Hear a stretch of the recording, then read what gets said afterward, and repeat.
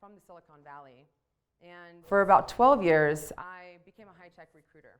I actually go inside organizations. I work one-on-one with their exec team, with the hiring managers. And so what I did is I worked for companies like LinkedIn, GoPro, Medallia, AMD, and I actually started with them as startups. Even though LinkedIn was about 600 people, they were still a startup. And so when I entered their organization, they might be similar to where you guys are. Maybe they're larger, but they needed to look internally and find out how they were going to retain their employees, not just how they were going to fill seats. Because there's a difference between recruiting and actually retaining. So that's what we want to talk about today is how do we retain the people that you have before they're a button seat, before they actually sign that offer letter. You have a 50-50 shot at getting hiring and retention right. So it's a 50-50 shot. And we walked into LinkedIn, I walked into GoPro, they literally were rolling the dice because there was no process, there was no way of looking at their culture, there was no connection between their actual hiring culture. They hadn't created it. And even though I walked into LinkedIn and there were 600 people, or GoPro there were 250, the majority, if none of them, were HR and recruiting. And so everyone who's not that is trying to do that, and they're not getting it. And so there's a waste of time, there's a waste of money. It doesn't really matter if you have a large organization or small. The foundation of recruitment is the same. So you all are probably having a lot of the same problems. This philosophy will help all of you. And I guarantee it because I've worked in vast different industries, and it helps all of them because it's the core of who you are. And so essentially, most organizations go, I have pain, I want to see resumes. And there's all of this. Do you guys identify with that? Yeah? Okay. And it's something that I stand for in helping this organization and this world create a shift in how they see hiring and retention. My goal here is for us. I have a methodology of, it's called from me to we, right? And we have an organization where you have a bunch of me's. There's a bunch of people on their me journeys, on their own hamster wheel. And if we don't engage with the we, if we don't engage with our journey as a whole, then it's not as powerful. Who owns recruiting and retention? Forever. I mean, everybody, right? Leadership is actually who owns hiring and retention forever. Literally forever. And the moment that you have the concept that you are hiring, the concept of, I think we need or we might need to hire that's the concept of retention. Because if you stand in the place of, we just need to hire because I have pain, and you forget to build that foundation, they will turn over. I guarantee it, and sooner than you want them to. So anyone, and not wronging anyone here, because this is the most normal answer I always get is during the interview process. I totally get that. Because you're there, you're right with them, you're interacting with them, and that's your power. That's the way in which you can actually help retain them. But where it actually starts is in leadership. And I would assert that pretty much every one of you sitting in here are a leader in some way, shape, or form. Does that sound about right? Some form of leadership.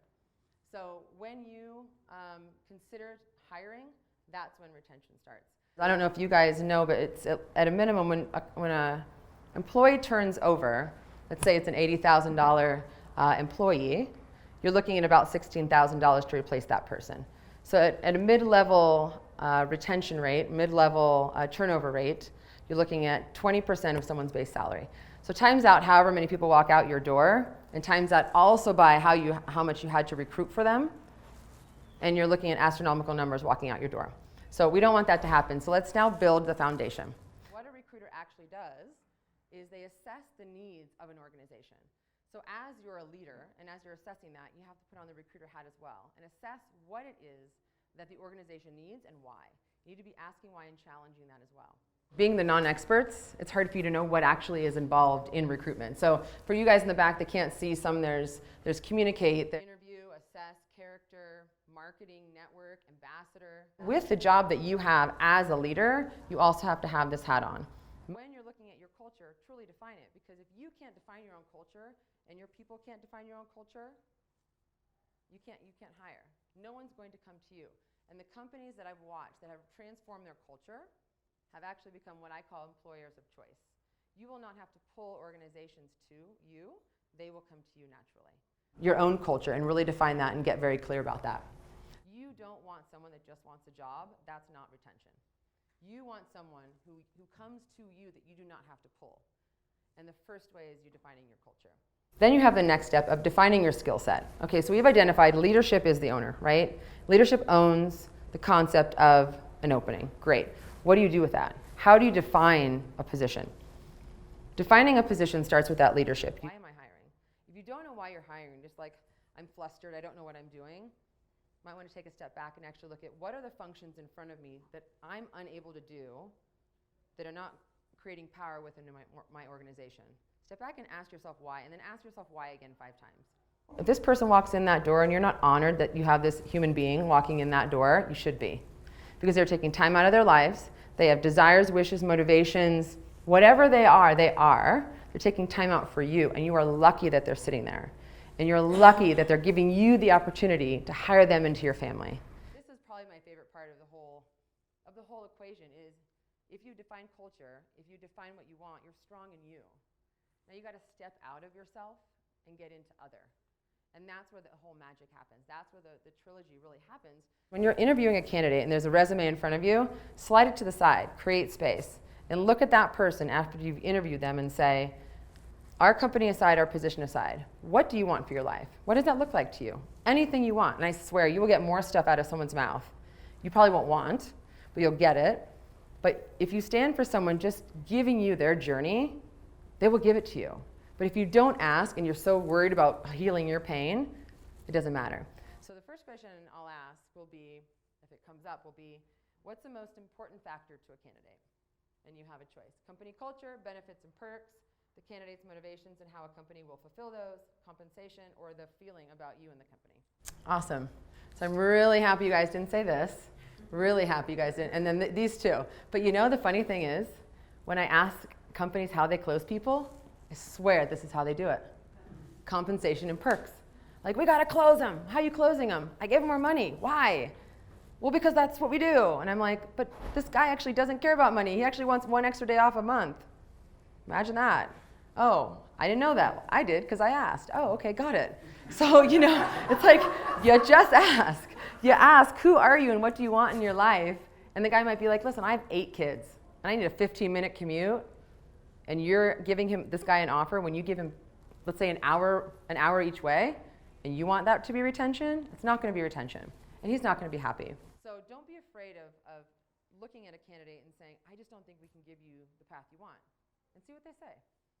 So really getting out of self and into other is really the key factor as well.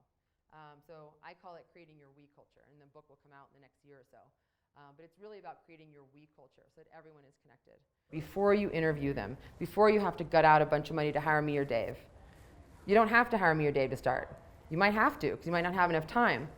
But if you can hire us, for instance, or you can engage your team within, and you get this already, I'm telling you, you will not make the failures that the companies that I worked for did. What's the best advice you have for a young leader trying to hire the best developers on the planet in a corporate culture that's a bit old school? Well, I've heard this one before. Like 10 years in a row I've heard this. Okay, so what's the best advice you have for a young leader trying to hire the best developers on the planet in a corporate culture that's a bit old school? Okay, so it sounds like whoever this is part of a hiring team. They are not the leader. That's what it sounds like to me. In a corporate culture that's a bit old school. If you are the leader, change your culture. If you don't want it to be old school, change it. Stand for it. But it sounds like to me, and if the person wants to chime in, they can, it's not even about the best developers at this point. I don't know if you guys see that. It's about the fact that you're trying to hire the best developers in a culture that you don't seem to be aligned with. Does that make sense? So there's a bit of a detachment in this statement, which is the best advice for a young leader, okay, trying to hire the best developers in a corporate culture that's old school. Are you old school, or are your leadership old school? And if your leadership is old school and you're a leader in that, go communicate with them. Go talk to them about that. Because it might be, from my experience, that you're unable to pull those engineers in because the organization is old school. And these young developers don't want old school. So maybe you take it upon yourself and you go talk to leadership about what you've seen, your inability to pull these people to this organization in terms of culture. You go have a culture conversation. So I'm not going to give you advice on where to go search for them because the culture connection isn't there. And this is what always happens. It generally doesn't come back to search. It comes back to there's a disconnect. Does that all make sense to you guys? The journey is not in me. The journey is in we. Your organization will never thrive in me. because you will only be one person, unless you want a singular person company. If you want to grow your organization, you have to step out of you. Just get out of yourself and see for your, like, I guess to this person, do you want to be seen? Do you want others to care about you? Because if you do, then turn that mirror and say, I'm going to care about someone else in that journey.